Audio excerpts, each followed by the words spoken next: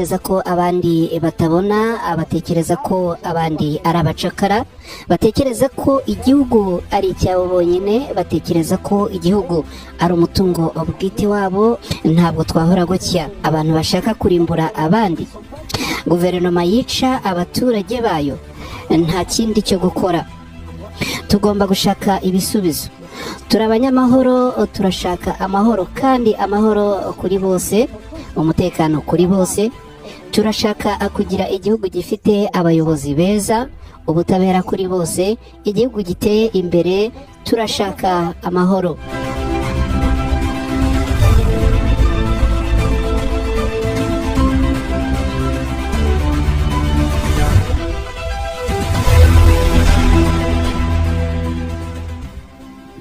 General Sultani Makenga niwe tugiye kugarukaho. Bamwe muramwumva, abandi mukabona amafoto ye atandukanye, ariko ubundi uyu ni muntu ki? Yavuye hehe? Yakuze ate? Yaciye mu buhe buzima kugeza ubwo abantu hirya no hino bumva mu matwi yabo izina General Sultani Makenga, bakabanza gufata akanya bumva neza ikigiye gukurikiraho.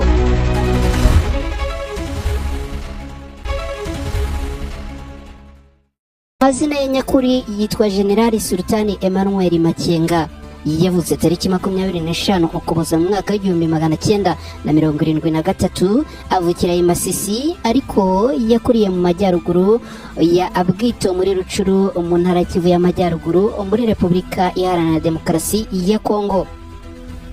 Uyu munsi tuvugana General Sultani Makenga afite imyaka 52. Ni umukuru w'igisirikare cy'umutwe w'inyeshyamba za Mouvement du 23 Mars M23, ukomeje kwigarurira ibice binyuranye bya Repubulika Iharanira Demokarasi ya Kongo, by'umwihariko mu burasirazuba bw'iki gihugu. Makenga yavukiye i Rucuru mu ntara Kivu y'Amajyaruguru mu burasirazuba bwa Repubulika Iharanira Demokarasi ya Kongo. Akaba akomoka mu bwoko bw'abatutsi muri kiriya gihugu, akaba yarakuriye muri iyo ntara ya Kivu y'Amajyaruguru. Mu mwaka w'1990 General Sultani Makenga yinjiye mu ngabo z'inkotanyi Rwanda Patriotic Front RPF, arwana mu ntambara y'abasivile yaberaga mu Rwanda. Nyuma yaho yagiye arwana intambara zitandukanye, harimo intambara ya mbere n'iya kabiri yo muri Repubulika Iharanira Demokarasi ya Kongo, ndetse n'imirwano y'umutwe w'inyeshyamba wa CNDP, no kuvuga le Congrès National pour la Défense du Peuple CNDP, muri Kivu ya ruguru n'iyepfo. Mu Gushyingo mu mwaka w'2012 akanama k'umutekano ka Loni kamufatiye ibihano bikurikirwa n'ibihano bya Leta Zunze Ubumwe za Amerika zamushinjaga gukoresha abana mu gisirikare. General Makenga yakomeje kubihakana, avuga ko ayo makuru ari propaganda y'imiryango iharanira uburenganzira bwa muntu nka Human Rights Watch. Muri Gicurasi mu mwaka w'2013 inyeshyamba za M23 zarwanye n'ingabo za Congo FARDC. Bivugwa ko Makenga yaba yarakomerekejwe bikomeye muri urwo rugamba, ariko we nigeze agira icyo abitangazaho, gusa binavugwa ko ari we waruyoboye urwo rugamba. Ku wa 7 Ugushyingo mu mwaka w'2013, nyuma yo gutsindwa n'ingabo za Repubulika Iharanira Demokarasi ya Kongo FARDC zishyigikiwe n'umutwe w'ingabo mpuzamahanga wa Loni, Makenga yishyikirije inzego z'umutekano muri parike ya Mugahinga muri Uganda hamwe n'abarwanyi ba M23. Nyuma y'ifatwa rye, we n'ingabo ze bagiye gufungirwa ahantu hatazwi. Mu Gushyingo mu mwaka w'2016 General Makenga yasohotse mu kigo cyari kimucumbikiye muri Uganda, akomeza kubaho nta muntu uzi aho aherereye muri icyo gihe. Mu ntangiriro z'umwaka w'2017 General Makenga yagerageje gusubukura intambara muri Repubulika Iharanira Demokarasi ya Kongo hamwe n'abarwanyi 200, ndetse bamwe mu barwanyi be bakoreshwaga na Leta ya Uganda mu guhosha imyigaragambyo muri icyo gihugu. Nk'uko raporo ya Loni yo mu mwaka w'2024 bivuga, Makenga yakomeje kujya muri Uganda kandi akabona inkunga itandukanye yo muri icyo gihugu. muri Kanama mu mwaka w'ibihumbi 2024 urukiko rwa gisirikare muri Repubulika Iharanira Demokarasi ya Kongo rwakatiye General Sultani Makenga igihano cy'urupfu adahariwe n'abandi bayobozi bo mu mutwe wa M23. Ku rundi ruhande General Sultani Makenga yinjiye mu ngabo za RPF mu myaka y'igihumbi 1990 ubwo urugamba rwo kubohora u Rwanda rwatangiraga. Yari umwe mu basirikare bafite ubunararibonye mu gutega agaco umwanzi nk'uko bamwe mu barwananye nawe babitangaza. Mu ngabo z'u Rwanda yahakuye peti ya Sergeant, akaba yari n'umwe mu batanze umusanzu wo hejuru mu rugamba rwo kubohora u Rwanda mu ngabo ziyunze kuri RPF ziturutse muri Repubulika Iharanira Demokarasi ya Kongo. Amashuri yize yakomeje kumubera imbogamizi mu mwuga we kubera ko nta ndimi yarazi kuvuga z'amahanga kuko yaba Igifaransa ndetse n'Icyongereza byose yabivugaga abiri aho ngaho. Mu gihe cy'intambara ya kabiri ya Repubulika Iharanira Demokarasi ya Kongo hagati y'imyaka y'igihumbi 1998 n'umwaka w'ibihumbi 2002, General Sultani Makenga yari muri batayo ya Nguruma, imwe mu zarwaniye mu gace ka Kitona. Makenga yagize uruhare rukomeye cyane mu mikorere y'iyi batayo kuko mu gace ka Katanga yarwanyemo ari mu b'imbere kandi batanga umusaruro mwiza. Mu mwaka w'ibihumbi 2005 nibwo General Makenga yabonye peti ya majoro ubwo yarwaniraga ukwishyira ukizana kwa Repubulika Iharanira Demokarasi ya Kongo mu ngabo zarwanaga icyo gihe. General Makenga yari mu gace ka Rucuru ubwo Rurankunda yatangiraga akwegeranya ingabo zo kujya mu mutwe wari ugamije kurengera abaturage ba CNDP.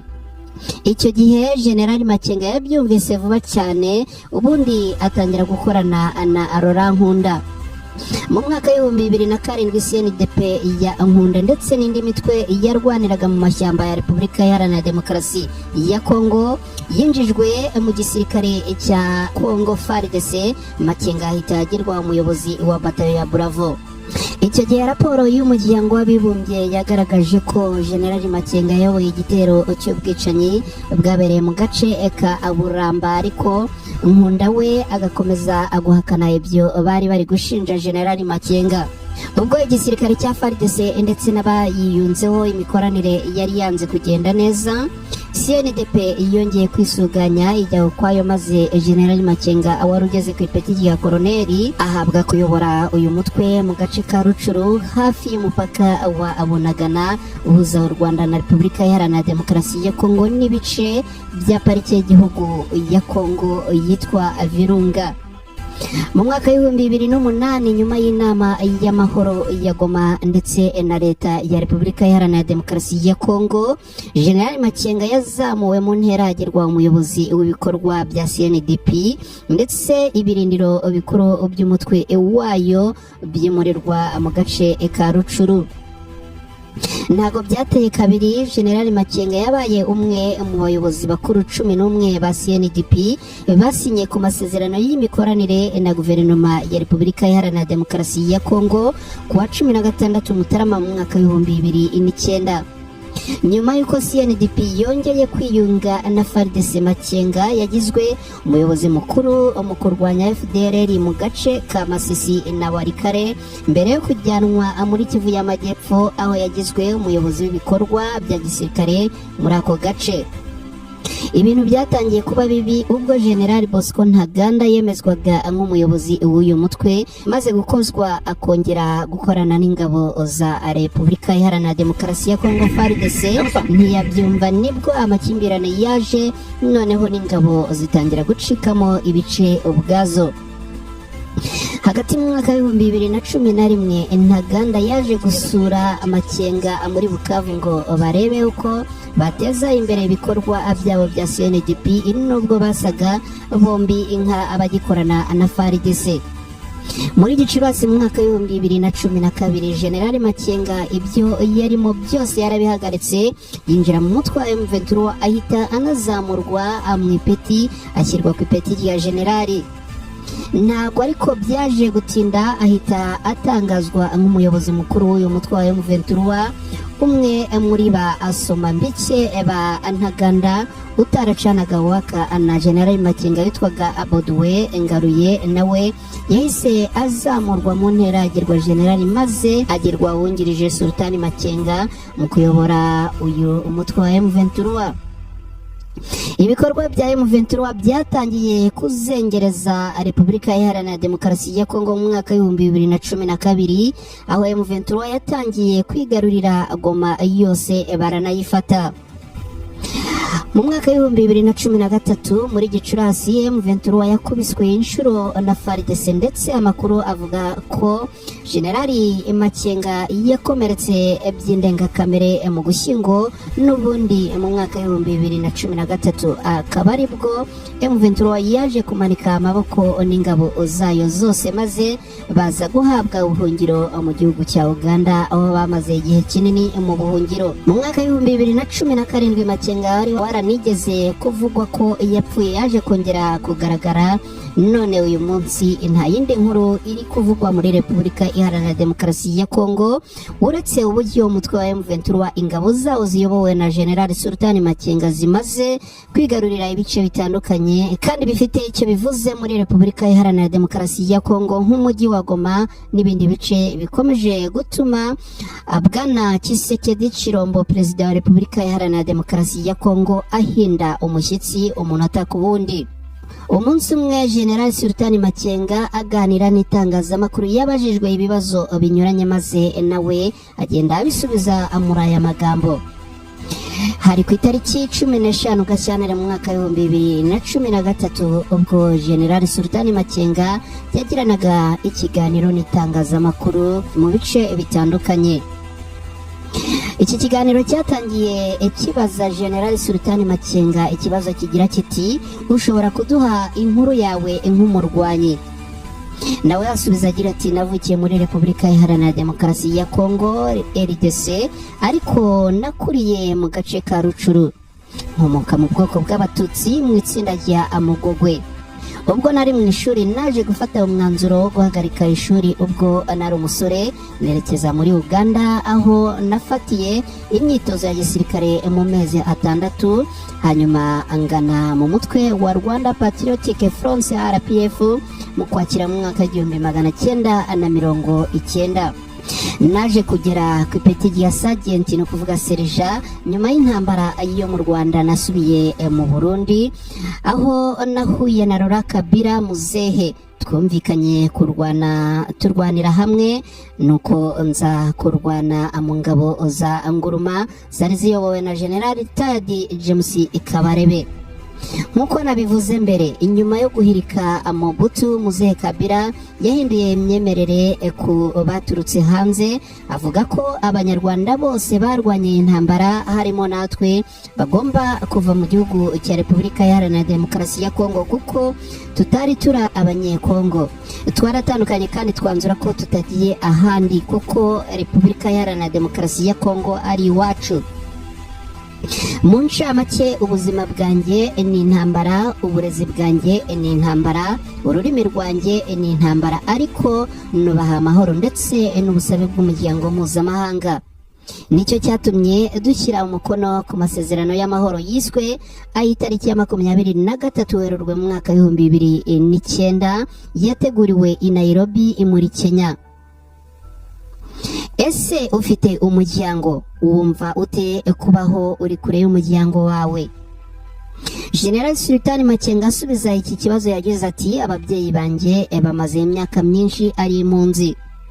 nabanye n'umugore wanjye mu mwaka wa 2009 ndetse turashimira Imana kuko dufite abana babiri. wibuke ni mu mwaka wa 2013 nibwo General Sultani Makenga yagiranye ikiganiro n'ibitangazamakuru maze asubiza ibibazo muri ubu buryo. nabanye n'umuryango wanjye mu mwaka wa 2009 ndetse turashimira Imana kuko dufite abana babiri. mbere yaho nagize umukobwa wavutse ubu afite imyaka 9. ntabwo mbonana n'umuryango wanjye hano ariko turi kumwe mu mutima. ndwana kugira ngo ejo hazaza habo hazabe heza muri iki gihugu. Igihe cya nyuma nabonye cyangwa se nabonanye n'umuryango wanjye ni mu mezi 7 ashize, ariko nkomeza kuvugana n'umugore wanjye.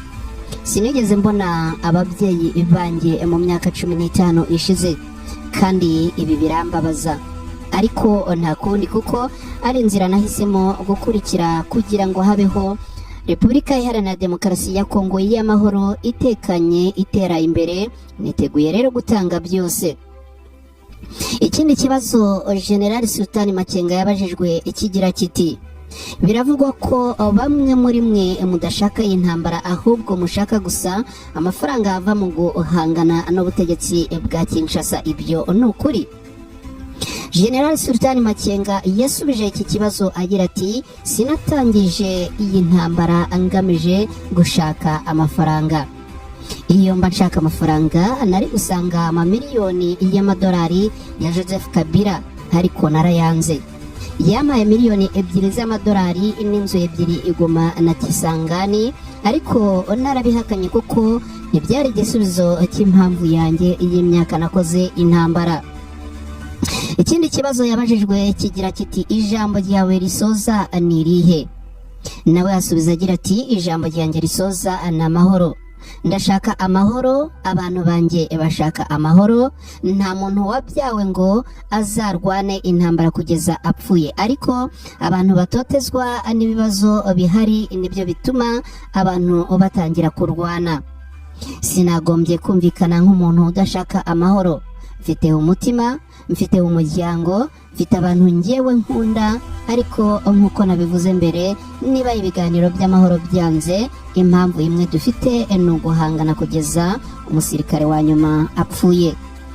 Nk'uko General Makenga bitangaza, avuga ko M23 ifite ingabo zigera ku 6,000 zisuganyirije mu bice by'ibirunga. Agatangaza ko igihugu cya Repubulika Iharanira Demokarasi ya Kongo gikeneye impinduka, ako kabi inakeza, kurandurwamo ruswa, gucyura impunzi no kurindira umutekano abaturage kandi bose kimwe, nta gutonesha cyangwa guhutaza cyangwa kuvangura. Ibi bibazo byose General Sultani Makenga akaba avuga ko atazigera na rimwe ahagarara bitarava mu nzira, kuko ngo bimaze kuba byinshi. Ubu kugeza ubu umutwe wa M23 uyobowe mu rwego rwa gisirikare na General Sultani Makenga uvuga ko uzafata Repubulika Iharanira Demokarasi ya Kongo niba Tshisekedi yakomeje kwinangira ku biganiro by'amahoro. Twagarukaga ako uri bumwe mu buzima bwa General Sultani Makenga uyoboye kugeza ubu ingabo z'abarwanyi ba M23 muri Repubulika Iharanira Demokarasi ya Kongo.